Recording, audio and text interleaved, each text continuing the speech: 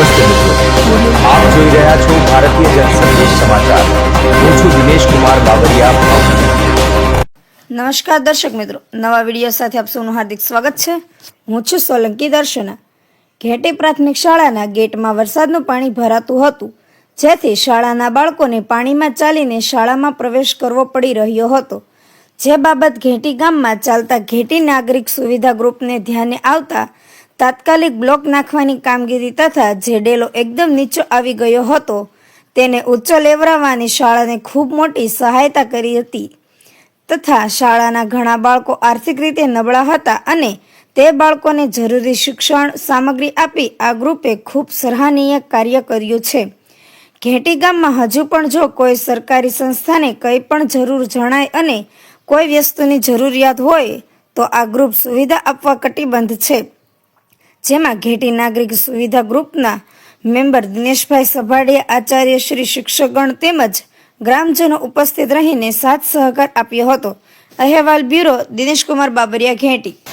નમસ્કાર દર્શક મિત્રો, પાલીતાણા તાલુકાના ઘેટી ગામે આજે પ્રાથમિક શાળામાં જે મારી પાછળ આપ જોઈ રહ્યા છો જે ગેટનું કામ ચાલી રહ્યું છે, ગેટ માટે ઘેટીના સુરત નાગરિક સુવિધા ગ્રુપ દ્વારા જે ગેટની સુવિધા આપવામાં આવી છે, થોડા બ્લોકની સુવિધા આપવામાં આવી છે, તે બદલ હું ઘેટી તરફથી પત્રકાર દિનેશ કુમાર બાબરિયા નાગરિક સુવિધા ગ્રુપનો ખૂબ ખૂબ આભાર માનું છું કે ઘેટી ગામમાં આવા નવા કામ થતા રહે અને લોકોને મદદ મળતી રહે। આજે નાગરિક સુવિધા ગ્રુપે નક્કી કરેલું છે કે ઘેટીની અંદર જે નાના એવા વ્યક્તિઓ હોય જેને મદદની જરૂર હશે તે જ્યાં સુધી બનશે ત્યાં સુધી તેમની મદદ કરશે એવું દિનેશભાઈ સભાડિયા દ્વારા કહેવામાં આવ્યું છે અને ખરેખર હકીકતે સુરતથી જે અમારે નાગરિક સુવિધા ગ્રુપ છે તે ઘણું અમારા ઘેટીની અંદર મદદરૂપ થાય છે અને ઘણું ઘેટીની અંદર કામ પણ કરે છે। તે બદલ હું અને તેમજ મારા ગામ તરફથી નાગરિક સુવિધાનો ખૂબ ખૂબ આભાર માનું છું અને આવા અમારા ઘેટીની અંદર કામ કરતા રહે તે બદલ એમને ધન્યવાદ પણ પાઠવું છું। જય હિન્દ, જય ભારત। નાગરિક સુવિધાના મેમ્બર છે, એમને આપણે પૂછવાનું છે। દિનેશભાઈ, આપ શું કહો છો? પહેલા તો હું એમ કહીશ કે ઘેટી આપણું ગામ છે, ઘેટી ગામમાં સર્વે સમાજની જોડે હું હાલવા માંગુ છું। કોઈ વિદ્યાર્થી કે કોઈ દવાખાનું કે કોઈ પણ જમવા બાબત કે ખાવા બાબત કોઈ વિધવા, અમારું ગ્રુપ એવું બન્યું છે સુરતથી કે દાતાશ્રીઓના કામથી કે અમે બધું પૂજ્ય વર્ષથી જ્યાં સુધી અમારી પાસે આ ગ્રુપ છે। બીજું કે અમે આંગણવાડી 1 થી 8 ધોરણ તમામ સુરતના દાતાશ્રીઓના ગ્રુપ તરફથી અમારા બધાને વિતરણ કર્યું। કંપાસ, જે કાંઈ પણ કીટ આવતી હોય તે, તો અમારું ગ્રુપ એવું બન્યું છે આજીવન આ ગ્રુપ રહેવાનું છે અને હું ઘરે રજા લઈને આવ્યો હતો કે ગામની સેવા કરવા માટે। તે છોકરાએ કીધું, પપ્પા સુરત બહુ સેવા કરી, ઘેટી ગામની કરો, ને મારું જીવન આ ઘેટી ગામમાં જ થશે। ગરીબ માટે ખાવ નહીં, ખાવા દઉં નહીં, અને અમારો હિસાબ ઘેટી નાગરિક ગ્રુપ સુવિધા છે એમાં અમારો ઓન હિસાબ આવે છે। ઇન્કમ કેટલી છે, જાવક કેટલી, એમાં બિલ આવશે, આવનાર સમયમાં આજીવન જ છે। પછી કોઈ પણ મંદિર હોય, નિશાળ હોય, આંગણવાડી હોય, વિદ્યાર્થીઓનું ખાસ કરીને કે વિદ્યાર્થી માટે અમારું પ્રોત્સાહન બહુ રહેશે, પહેલેથી રહ્યું છે ને રહેશે જ। એમાં જેટલા દાતાશ્રીઓ છે, અમારો સુરત ગ્રુપ છે, મુંબઈ ગ્રુપ છે, એ લોકોએ વિશ્વાસ મારા ઉપર મૂક્યો છે કે દિનેશભાઈ કામ કરે, રેડી છે, કોઈ ઓલું નથી। અને બીજું કોઈનું દવાખાનાનું હોય આ તે, તો એમાં અમે પહોંચી દાતાશ્રીઓના હિસાબથી। બીજું કે હવે બીજું એક એવું ગ્રુપ બનવા જઈ રહ્યું છે કે સર્વ સમાજના એક વ્યક્તિ, એક સર્વે સમાજના એક વ્યક્તિ, અમે એનું એક ગ્રુપ બનાવશું કે જેથી કરીને મને તો આખું ગામ ઓળખતું નથી, હું સુરત મોટો થયેલો છું। એક વ્યક્તિ હોય કોઈ બી સમાજનો તો એ આપણને મળે, અમે એનું ગ્રુપ બનાવીશું કે અમારા સમાજમાં આ તકલીફ છે, તો અમે દાતાશ્રીઓને વાત કરીશું કે આ મંદિરમાં કે કોઈ ફેમિલીમાં પ્રોબ્લેમ છે તો એ અમે સોલ્યુશન કરીશું, એવી હું વ્યક્ત કરું છું। કે ગામની અંદર જે કાંઈ ગરીબ લોકો હોય એની તમે મદદ કરશો, અથવા જેના બાળકો ભણી ન શકતા હોય એમને પણ તમે મદદ કરશો. પછી આના માટે સરસ તમે વાત કરી, સરસ વાત કરી.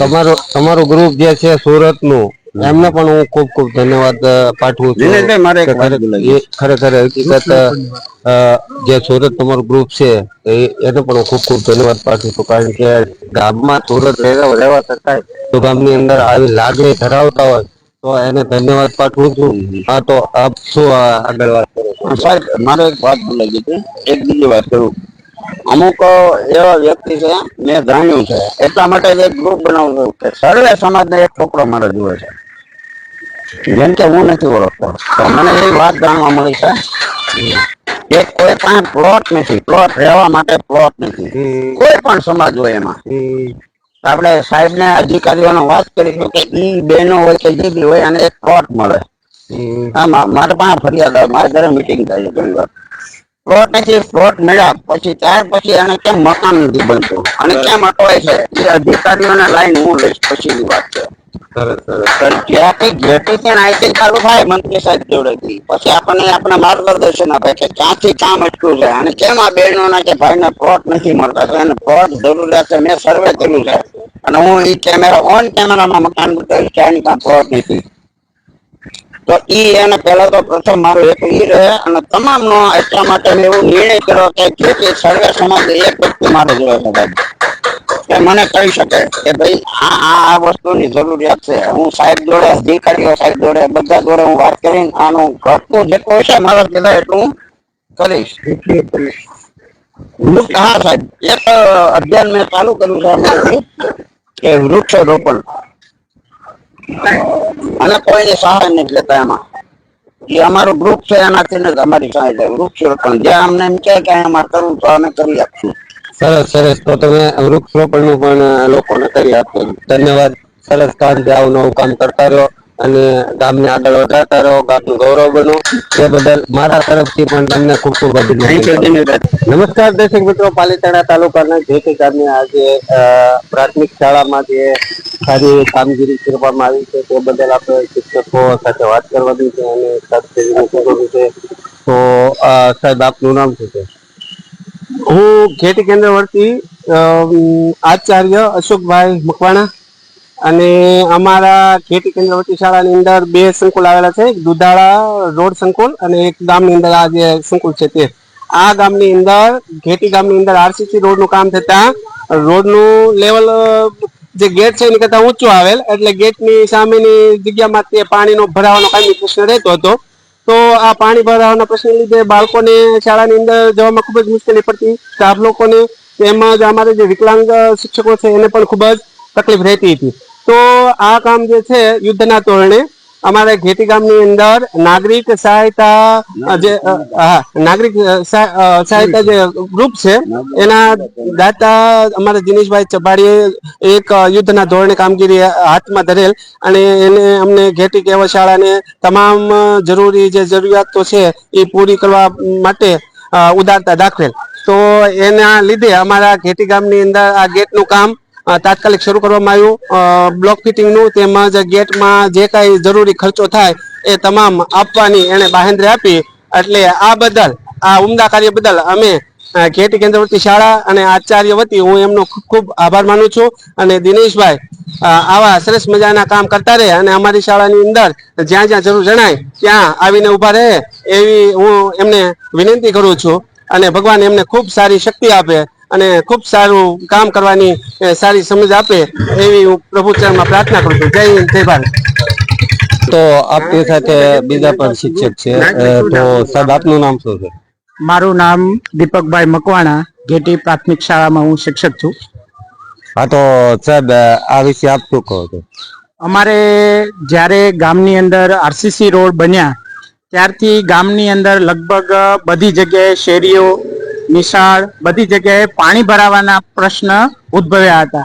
બરાબર. હવે પાણી ભરાવાનો પ્રશ્ન ઉદ્ભવ્યા એટલે એ જ પ્રશ્ન અમારી શાળામાં પણ થયો હતો. અને ચોમાસાની ઋતુ દરમિયાન જે બાળકો આવતા હતા એને પાણીમાં ચાલી અને પછી શાળામાં જવું પડતું. બરાબર. તો એ વાત છે એ અમારા ઘેટી ગામના નાગરિક સુવિધા ગ્રુપ ની કાને પહોંચી અને એમને તરત જ આ કામનું બીડું ઉપાડ્યું અને ત્યાં અમારી શાળાની અંદર જે જરૂરી બ્લોક અને જે પાછળ તમને દેખાય છે એ ડેલાનું કામ ઝડપથી ઉપાડી અને બાળકોને તકલીફ ન પડે એવી સુવિધા ઘેટી ગામના જે સુવિધા ગ્રુપ છે, નાગરિક સુવિધા ગ્રુપ, એના દ્વારા કરવામાં આવી. સરસ. તો આગળ પણ આવી નવી ખેતીની અંદર કામગીરી કરતા રહે એવી શું કહે છે? જો આ ગ્રુપ છે એ ઘેટીના ગામના નાગરિકોની સુવિધા માટેનું ગ્રુપ છે. ગામની અંદર આંગણવાડી હોય, સરકારી શાળા હોય, દવાખાના હોય, જ્યાં પણ એમને જેવી લોકોની જરૂરિયાત, જેવી સંસ્થાની જરૂરિયાત, એવી રીતે એ લોકો કામ આપણને આપે છે અને એવી જ રીતે સુવિધાઓ ઊભી કરી અને ગ્રુપ ખૂબ સરસ કામ કરી રહ્યું છે. શાળાની અંદર બાળકો જે જરૂરિયાત વાળા હતા, જેના બાળકો કે મા બાપ છે એ નહોતા, જેના બાળકો છે એ એકદમ ગરીબ હોય, જેના વાલીને છે એ પૈસે તકે થોડીક તકલીફ હોય, એવા બાળકોનું એક લિસ્ટ બનાવ્યું અને એ બાળકોને ભણવા બાબતની તમામ સુવિધાઓ આ ગ્રુપ દ્વારા આપવામાં આવી છે.